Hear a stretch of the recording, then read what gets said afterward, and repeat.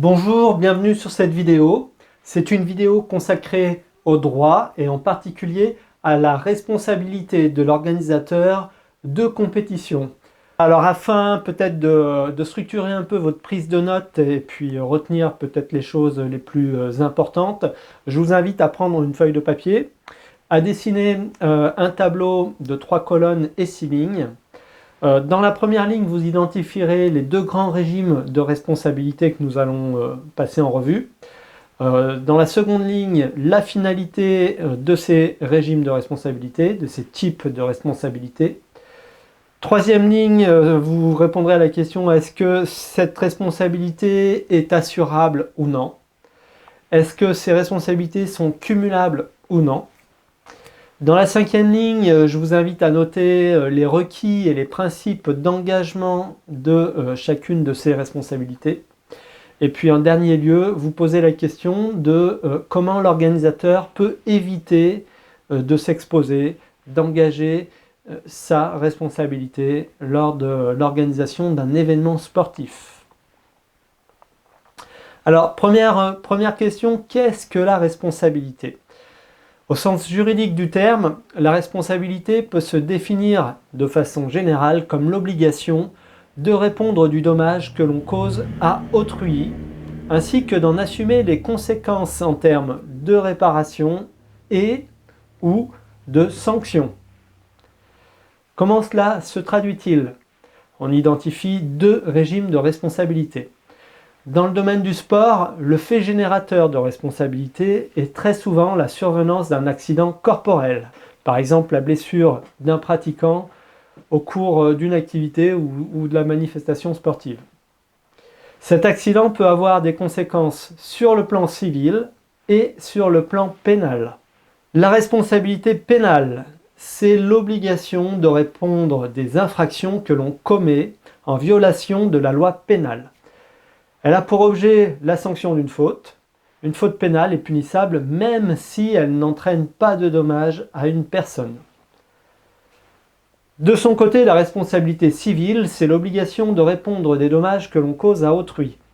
Elle a pour objet la réparation d'un dommage, sachant que la faute civile n'a d'effet juridique que si elle est à l'origine d'un dommage. La responsabilité civile est assurable. C'est même une obligation légale pour les organisateurs de compétitions sportives. Et on engage sa responsabilité pénale si on ne souscrit pas d'assurance en responsabilité civile.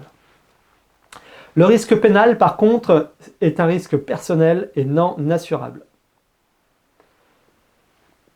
La responsabilité civile et la responsabilité pénale peuvent se cumuler. Un même fait dommageable peut constituer une faute civile et une infraction pénale. Par exemple, homicide ou blessure involontaire suite au non-respect d'une règle ou d'un règlement, par exemple. La victime d'un accident corporel dispose alors d'une option juridictionnelle. Elle peut saisir le juge civil pour obtenir réparation ou le juge pénal par un dépôt de plainte. Il peut alors s'agir d'une plainte simple ou d'une plainte avec constitution de partie civile. La plainte avec constitution de partie civile permet à la victime d'être partie au procès pénal.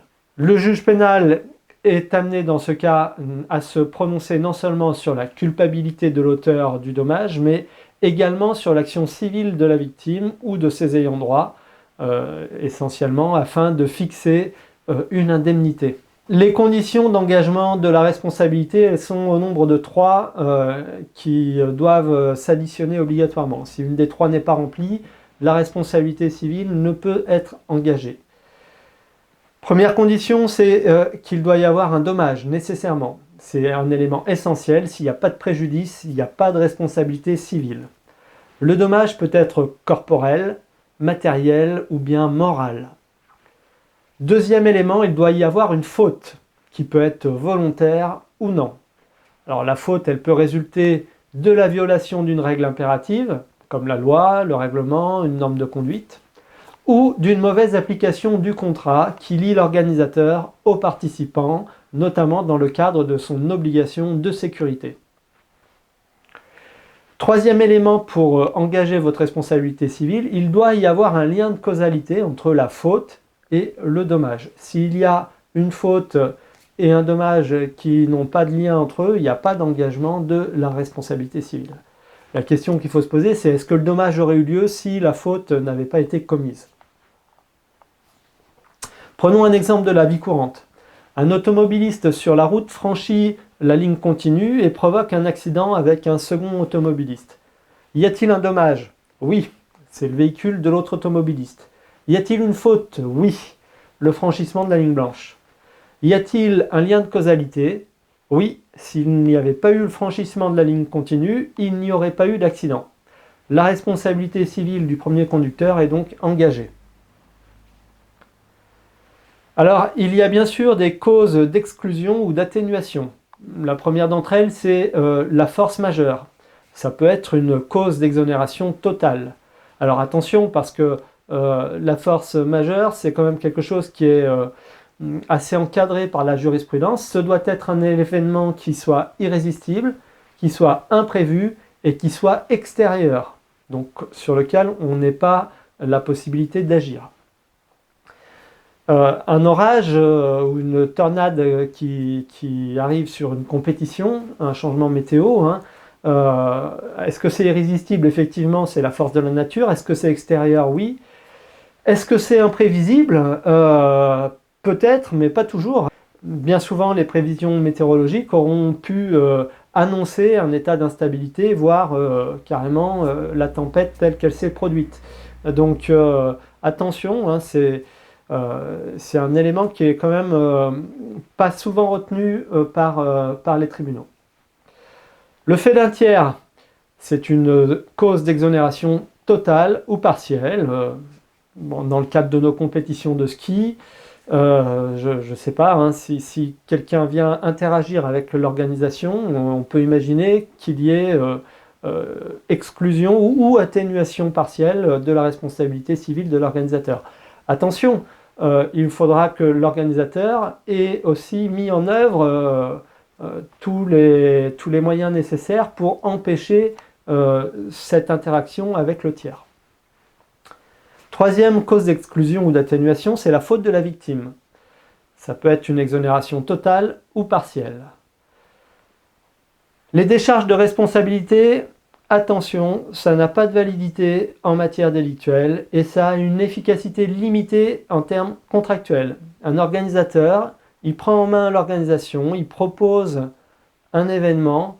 On ne peut pas dire vous participez mais à vos risques et périls. Non, le participant n'a pas la capacité, n'a pas la main sur un certain nombre d'éléments de l'organisation et sur cela, l'organisateur est pleinement responsable. Par exemple, le parcours en ski alpinisme, hein, le tracé, il est imposé par l'organisateur et le compétiteur n'a pas d'autre choix que de suivre ce parcours-là. La théorie des risques acceptés. Attention, c'est en partie un leurre. Les seuls risques acceptés sont les risques normaux liés à l'activité. Une avalanche, si on est en risque 3 ou en risque 4, si on est en risque 3 dans un versant nord alors que le bulletin il prévoit la possibilité d'avalanche dans un versant nord, je ne pense pas que le juge accepte que ça soit un risque normal si une avalanche se déclenche et cause des dommages. Donc attention, les risques acceptés par la victime sont assez faibles dans le cadre d'une organisation. Si la victime ignore la portée ou l'existence de risques, on peut rechercher le défaut d'information de l'organisateur. C'est un risque anormal qui n'exonère pas l'organisateur. En revanche, la victime accepte les risques en commettant une faute qui engage sa propre responsabilité lorsque, par exemple, elle désobéit aux consignes. En général, si le sportif désire un encadrement ou venir participer à un événement organisé, c'est qu'il refuse de prendre certains risques. De plus, un débutant n'a que peu conscience des risques qu'il prend. Donc on peut difficilement parler de risques acceptés.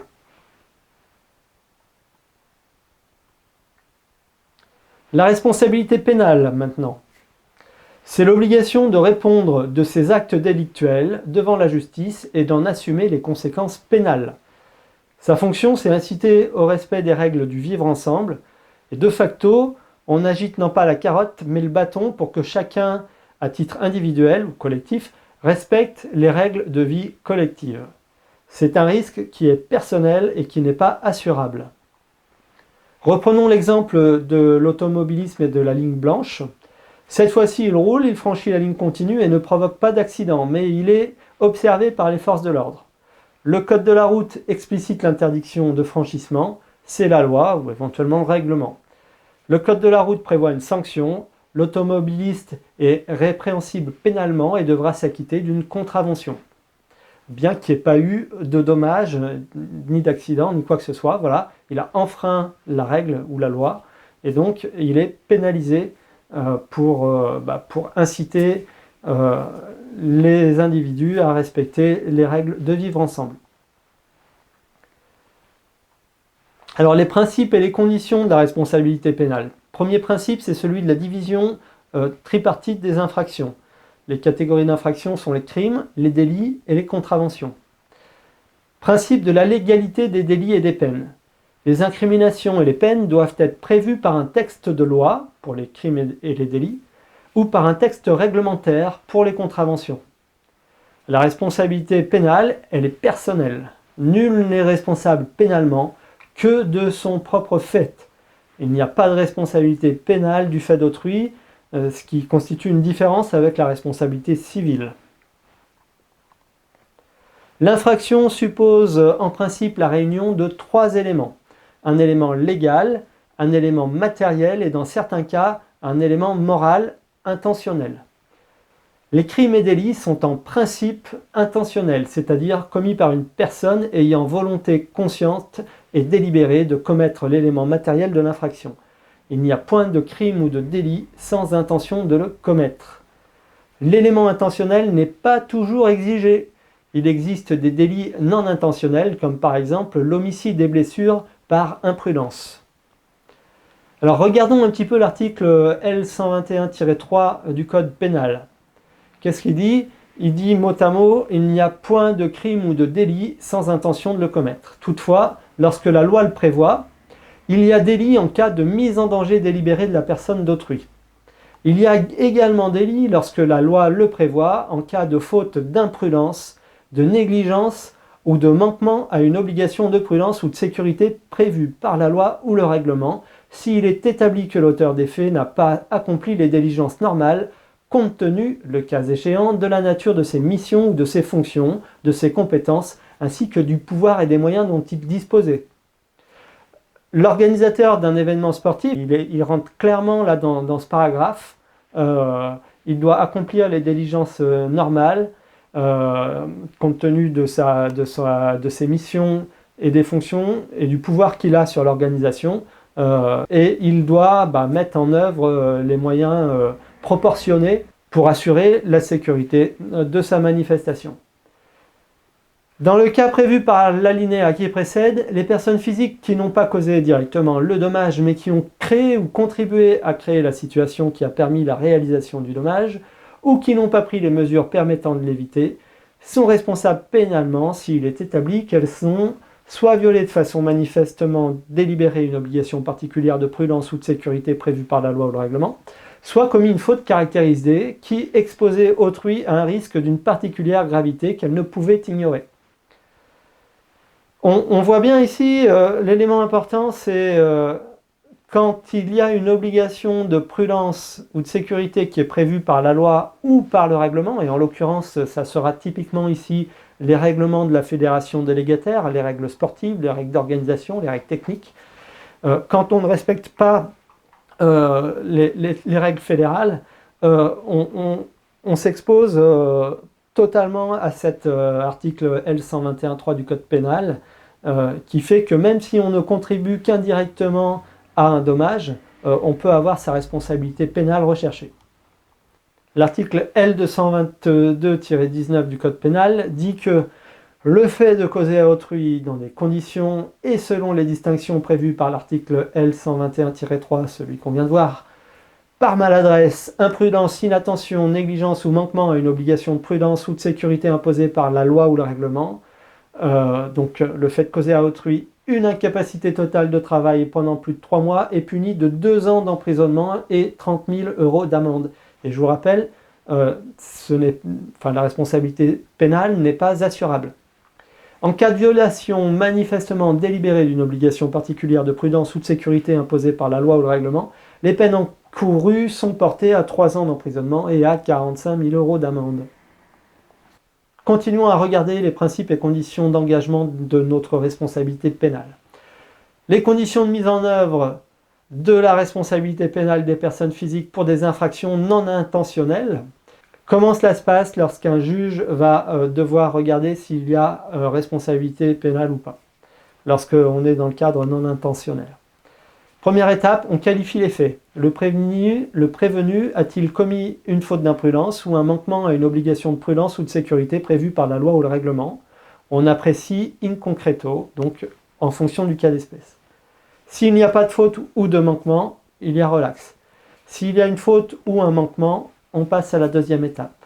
La deuxième étape, qualification du lien de causalité. La faute d'imprudence ou le manquement du prévenu est-elle ou est-il la cause directe du dommage? Si la cause est directe, il y a condamnation. Si la cause est indirecte, on passe à une troisième étape. La troisième étape, c'est la qualification du degré de gravité de la faute. Le prévenu a-t-il violé de façon manifestement délibérée une obligation particulière de prudence ou de sécurité prévue par la loi ou le règlement? Ou a-t-il commis une faute caractérisée qui exposait autrui à un risque d'une particulière gravité qu'il ne pouvait ignorer? Si oui, condamnation. Sinon, relax. Alors, regardons maintenant, il y en a beaucoup, mais regardons quelques-unes des incriminations pénales de droit commun qui sont applicables en matière sportive. Tout d'abord, les atteintes à la personne, atteinte involontaire à la personne, mise en danger de la vie d'autrui, non-assistance à personne en danger, tout ça, ce sont des infractions pénales. Tout ce qui concerne le dopage, donc non seulement l'absorption de produits dopants, mais aussi le commerce ou la prescription de produits dopants. Les défauts d'assurance, les défauts de qualification ou de diplôme, les défauts d'autorisation fédérale, l'atteinte au monopole des fédérations délégataires, le manquement aux règles de sécurité, ainsi que les défauts d'autorisation administrative, par exemple lorsqu'on emprunte une route ou lorsqu'on traverse une réserve naturelle. Voilà autant d'éléments qui peuvent engager votre responsabilité pénale. Alors, en termes de conséquences pratiques, une question qu'on se pose souvent, c'est qui est l'organisateur? Les contours de la notion d'organisateur tels que retenus par la jurisprudence sont assez larges. Ainsi, quelle que soit la qualité de l'organisateur, que ce soit une association sportive, un professionnel ou même dans certains cas une personne physique, sa responsabilité sera toujours recherchée en cas de manquement ou de dommage, car la perception de l'accident a largement évolué ces dernières décennies. On ne peut s'en remettre à la seule fatalité pour expliquer la survenance d'un accident. Le dommage a forcément une cause et donc un responsable susceptible d'en répondre. De fait, dès lors que l'organisateur prend conscience de cette obligation de réparer, il lui appartient d'être très vigilant dans la préparation et le déroulement de son événement, en s'assurant que toutes les prescriptions réglementaires, déclaration de la manifestation, obligation d'assurance, etc., et les précautions liées à son obligation de sécurité ont bien été respectées. Alors, quelques exemples, la sécurisation du site, le nombre suffisant d'encadrants, de signaleurs, des barrières de protection, le balisage correspondant aux normes fédérales, etc. Concrètement, plus son niveau d'exigence sur ces aspects pourra être démontré et prouvé, moins sa responsabilité sera susceptible d'être retenue. Sur le terrain, cela conduit les organisateurs à concevoir l'événement en intégrant toutes les recommandations, les règles de l'art, les usages liés aux pratiques et d'une manière plus générale, tous les éléments liés à la sécurité, par exemple les conditions météorologiques, nivologiques, le matériel adapté et en état de fonctionnement, etc. Tout cela pour garantir un certain niveau de prudence dans l'organisation de son événement. En droit de la responsabilité civile contractuelle, il s'agira de chercher le manquement d'une obligation de sécurité des personnes et de s'interroger sur sa nature. Toute la difficulté réside dans le fait que ni la loi ni le contrat ne définissent l'obligation de sécurité et que ce sont donc les tribunaux qui, dans chaque cas d'espèce, déterminent les contours des obligations de sécurité propres à chaque type d'activité et plus largement aux événements sportifs. Cela signifie aussi que si l'organisateur respecte les règles de l'art, les règles techniques de la discipline sportive telles qu'elles sont définies par les experts, entre parenthèses ce sont les règlements fédéraux, les hypothèses où le juge retiendra la responsabilité de l'organisateur seront plutôt rares. Une petite aparté sur l'obligation de moyens et l'obligation de résultat pour comprendre de quoi il retourne. La différence entre les deux tient essentiellement dans l'intensité de ce qui est attendu pour prévenir un dommage. On regarde aussi le caractère actif ou passif de la victime. Lorsque la victime est passif, n'a pas la possibilité d'agir sur la prévention de son dommage, on est plutôt dans le cas d'une obligation de résultat pour l'organisateur. Ce qui va en réalité énormément jouer en termes juridiques, c'est la charge de la preuve. Dans une obligation de moyens, c'est la victime qui doit démontrer que l'organisateur n'a pas tout mis en œuvre pour éviter l'accident. Alors que dans le cas de l'obligation de résultat, c'est l'organisateur qui va devoir apporter la preuve qu'il a tout mis en œuvre pour éviter l'accident. Et c'est toujours plus facile de se défendre que de devoir argumenter de manière la plus exhaustive possible pour montrer qu'on a tout mis en œuvre. Donc l'obligation de moyens est, entre guillemets, plus facile à gérer juridiquement que l'obligation de résultat. Pour faire un petit peu le bilan de ce qu'il faut retenir, voilà, on va reprendre le tableau que je vous avais suggéré en début de vidéo. Les deux grands régimes de responsabilité sont la responsabilité civile et la responsabilité pénale. Les objectifs et finalités pour la responsabilité civile, c'est l'indemnisation et la réparation du dommage. Pour la responsabilité pénale, c'est la répression visant à faire respecter les règles du vivre ensemble. Ces régimes de responsabilité sont-ils assurables? Oui pour la responsabilité civile, non pour la responsabilité pénale. Est-ce que les deux sont cumulables? Oui. Alors, quels sont les requis ou les principes d'engagement? Pour la responsabilité pénale, retenons qu'il faut un dommage, une faute et un lien de causalité entre la faute et le dommage. La responsabilité pénale, quant à elle, est engagée lorsqu'il y a non-respect de la loi, d'une règle ou d'un règlement. Lorsqu'il y a un caractère involontaire, on va regarder si il y a une imprudence ou le non-respect d'une règle de sécurité ayant entraîné une atteinte involontaire à la personne. Comment l'organisateur peut éviter d'engager sa responsabilité? Pour la responsabilité civile, le premier élément, c'est qu'il faut absolument être assuré en responsabilité civile organisateur. Se documenter et comprendre les règles en vigueur pour ne pas commettre de faute. Pour le pénal, il faut effectuer toutes les démarches administratives requises, les déclarations, les autorisations. Et puis de manière générale, il faut agir en s'imposant une approche prudente et responsable. En ayant une démarche de prudence et de prévention, on va informer correctement les participants des risques encourus et des consignes pour s'en prémunir. Attention, ça ne concerne pas seulement les compétiteurs, il faut aussi inclure la prévention des risques concernant les bénévoles.